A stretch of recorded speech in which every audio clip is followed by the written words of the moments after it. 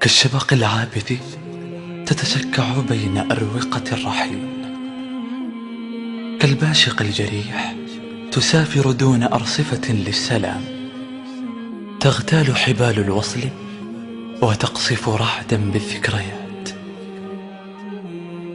يا صاحبي، وكلما ناديتك بكى البكاء لبكائي، وكلما رمقتك هدت الذكريات كياني، واختصر الحنين طريقا إلى فؤادي، وعادت مقطورة الذكرى لتدك طعون أوجاعي. قل لي يا صاحبي، ماذا لو سال الدمع على الوجنات؟ من يبرأ الدمع حينها؟ قل لي، ماذا لو طاردني شبح الانهيار خلف أورقة الضياع؟ أين ألوذ؟ وإلى أين المنتهى؟ قل لي، ماذا لو غادرت الطيور سمائي إلى أفق الحطام؟ من ذا يعيد غناء البلابل؟ كيف أرسم طريقا سرمدي العطاء دون يد تساند يدي إذا ما تعثرت بعثرة الفناء؟ قل لي، من ذا يرسمني على تفاصيل ملامحه لأرى الحقيقة بعد زوال السراب؟ من ذا يعيدني إلى التعقل بعد الجنون؟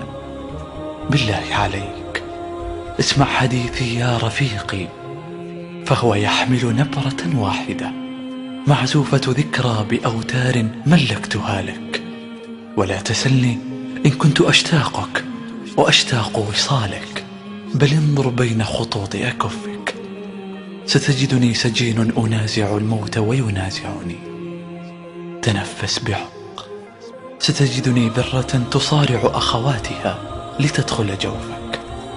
أغمض عينيك فلن يغيب طيفي عن خيالك، وابتسم لقطرة المطر إن سالت وداعبت جبينك ووجنتاك. سلم عليها وامسحها برفق كما كنت تربت على كتفي حين ألوذ منه راعي العالم إليك. المس الهواء، ستشعر بوجودي حتما، فأنا جزء من كيانك، أنا بعضك، أنا كلك يا رفيقي، أنا أنت يا صفحة البياض.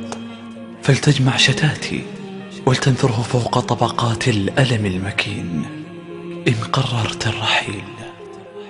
أشعل مصابيح الليل وسط ساعات النهار، فما عاد النهار نهارا في العيون. دثرني بدثار الذكرى، فالبرد سيخرق أنفاس الدفء حينها، ويفت ضلوع الحنين ليحتسي من ترياق الماضي وعلى حرارة أنفاسي ومشاعري.